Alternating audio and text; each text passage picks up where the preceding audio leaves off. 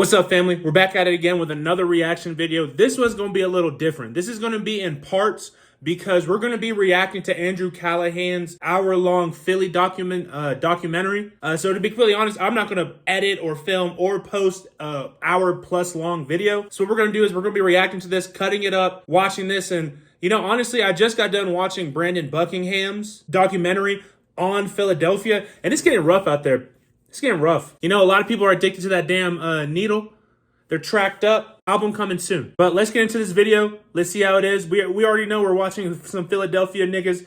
We got a pot belly right here. Like, bro, that white t-shirt wrinkled and tight at the same time. That don't make no sense. Like, I fuck with you, gang, but dog, I ain't never seen a wrinkled but yet tight shirt. Andrew Callaghan himself looks like he just got done doing a 5 to 10 bid and is now part of the Aryan Brotherhood. And he's just looking at disgrace to these two brothers right here. Let's start the video and let's see what they're talking about. We in Kensington, Philadelphia. North Philadelphia, to be exact, somewhat. It's known for a lot of drug use, crime, drug use, prostitution. What are the most popular drugs here right now? The trank, the dope, and the fentanyl. What's up, baby? Just doing them dirty, like bad. Like, my mother was from down here. My mother used to do every drug in this book. Glad to say she's clean off of everything. But me, when I was a child, my mother was down here doing dope. She did not look like this. She had a couple track marks. She had a couple. Dude, this deadass looks like a third world country. And this is the U.S. of it. What the fuck?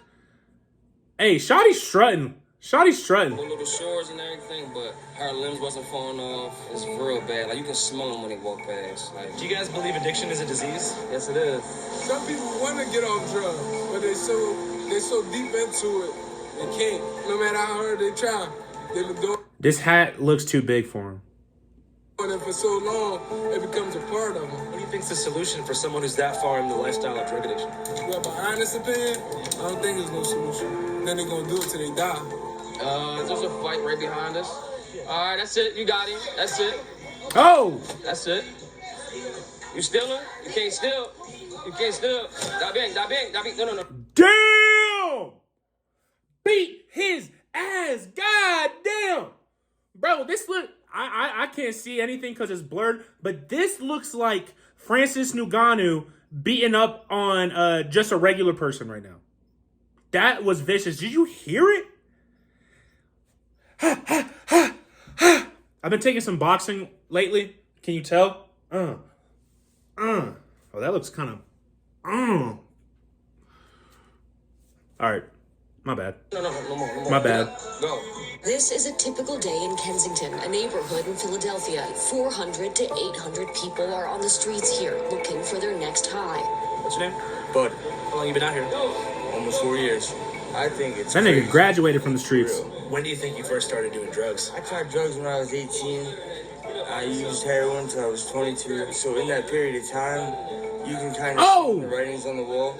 It's a spiral downward, and eventually it takes you to somewhere like this. Honestly, if I'm being truthful, I'm probably gonna have to get arrested to stop. But when I do get arrested, it's at that point, I'd like to move forward into sobriety. I've had 5... Yo! Whoa! That is some real deal addict shit. I have never seen something like this. This nigga got a syringe uncapped. Looks like it's filled. There's something in there. In his ear like he's finna light up a Black and Mild, a hood cigarette. Oh my God. And there's a needle right there. And people live in Philadelphia? God damn. 5 years clean, 2 years clean, a year and a half clean. Hi, Mom. I'm okay. Love you. And if you confess with your mouth that Jesus is Lord and believe in your heart that God is raised from the dead, you'll be saved. We are all the same. We have all sinned and fallen short of the glory of God. And like I said before, at the foot of the cross, there's no racism. There's no gender.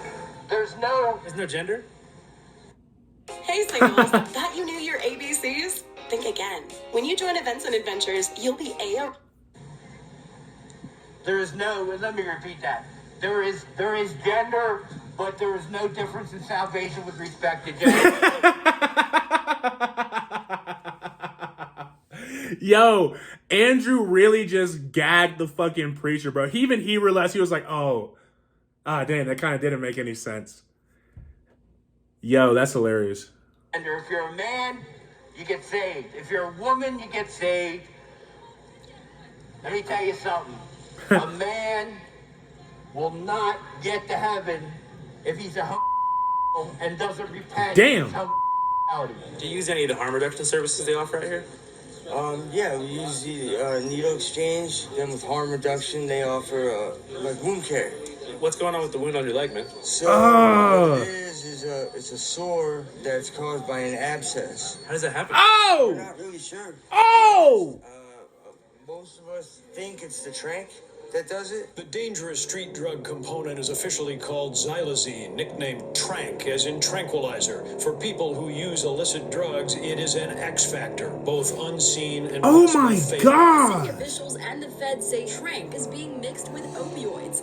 My name is Rosalind Pichardo, founder of Operation Save Our City. I work with families of homicide victims, and I'm a harm reductionist. So what is xylazine? So xylazine is like a tranquilizer, not made for human consumption. It's made for animals. It's used on mice. It's used on it's like a sedative that's made it into the drug supply.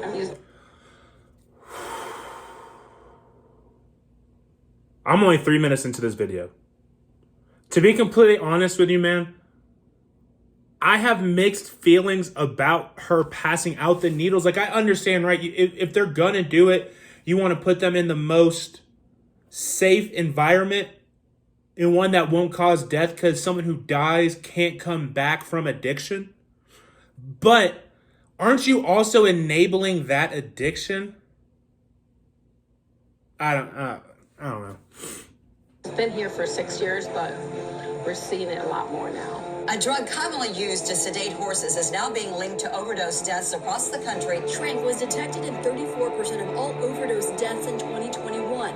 It's like a vasoconstrictor. It constricts your veins, and it just makes it hard to circulate. And then next thing you know, you got infection, you have amputation, you have rotting skin. They say that like the filler is like really acidic. It's like when you get a cut, it's like almost like the acid tries to get out of your system, like through like the weak point or something in your veins, you know? So it's like these wounds, they don't heal, man. I've had this on my leg for like over a year, the same size, man. And have you attempted to get any like health care for it? Nothing official, you know, but I do take care of it.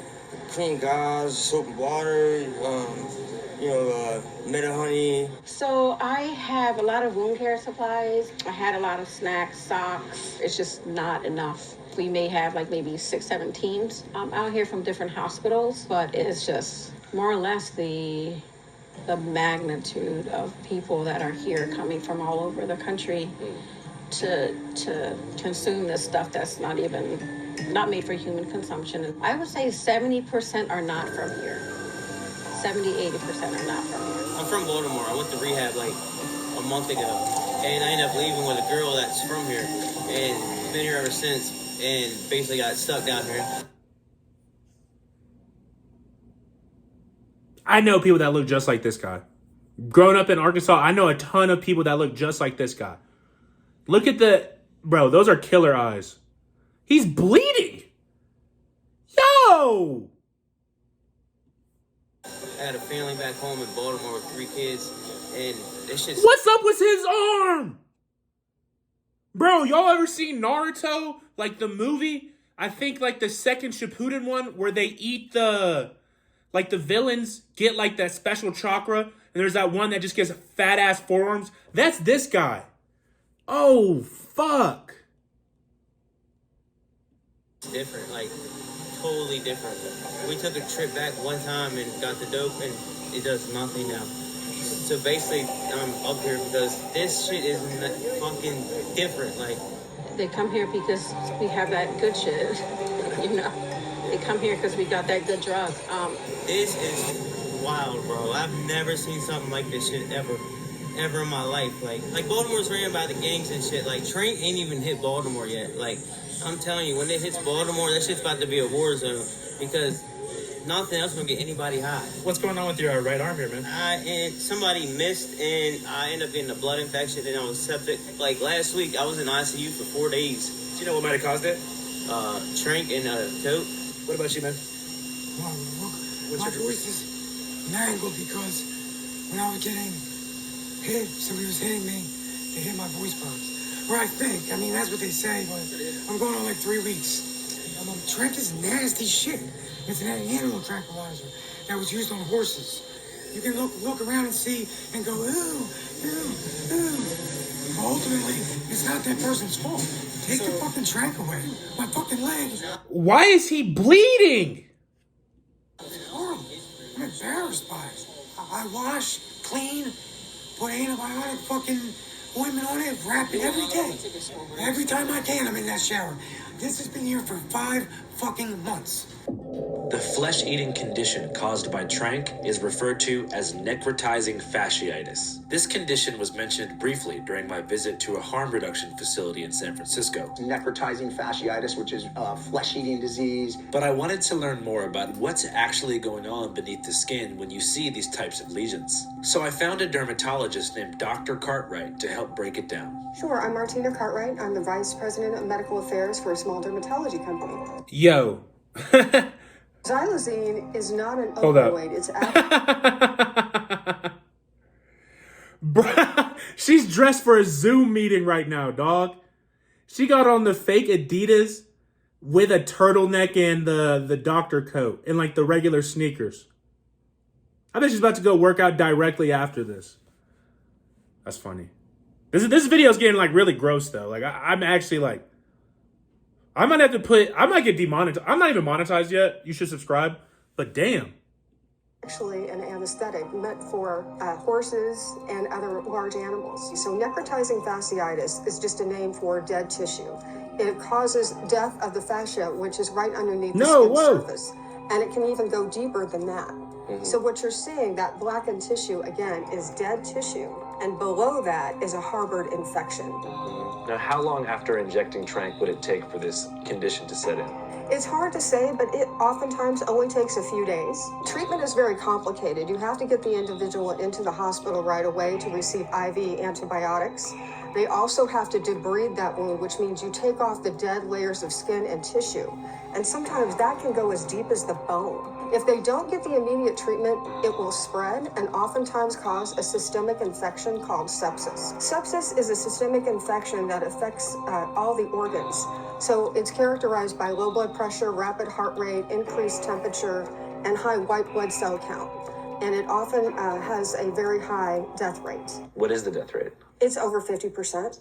Is there any type of treatment for sepsis? Amputation is the only treatment. They're not getting enough blood flow and nutrients to the area where the tissue has died, and it just keeps spreading. You can think of it almost like water spreading in a puddle. It goes from one small place, and then it spreads throughout the limb. And if they don't seek treatment to get that blood flow back in there, here's one thing you need to do before buying anything online. Don't spend another dime on Amazon until you watch this. they're going to lose their limb. Once symptoms have progressed. So she basically said, once your shit starts looking like this, you're cooked or you're losing that body part. What if it's on your neck?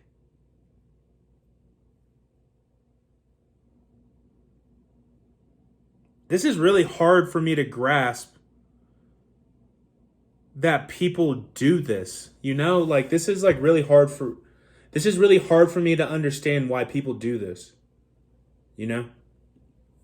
Beyond their initial stage, which is marked by dramatic inflammation of the affected limb, the skin begins to corrode. After that, the only real option is amputation, which in America costs $45,000 without insurance. So it's not uncommon in Kensington for Trank addicts to chop off their own limbs to stop the disease from progressing onto their internal organs. Now, I can genuinely say that in all my years reporting, I have never seen something this horrifying. And on a human level, I was struck with a piercing sense of anger and genuine frustration that there was actually someone out there, probably in plain sight, making a killing, selling Trank in Philadelphia. An evil drug, slowly killing thousands of people in real time, who even if they miraculously get clean, will never recover from the damage it does to their body. all in the name of profit, because I guess fentanyl just wasn't enough to pay the bills. Still, it's my job as a journalist to speak to everyone. So I asked around. Does anybody know where this stuff comes from? I was told that at the top of the supply chain, almost all of Philadelphia's trank is created by a tight-knit pair of two brothers who've achieved a monopoly on the flow of xylazine in and out of Philadelphia after Pennsylvania Governor Josh Shapiro made it temporarily illegal 6 months ago for veterinarians to prescribe or even possess xylazine. Governor Shapiro is taking aggressive action to stop the spread of xylazine, also known as trank, directing the State Department of Health to list it as a Schedule III narcotic. The Trank brothers agreed to meet with me, but wouldn't give me an exact address. They first told me to go to the parking lot of Max's Cheesesteaks in North Philly. From there, they gave me walking directions to the stash house, where the door was left wide open for me to enter.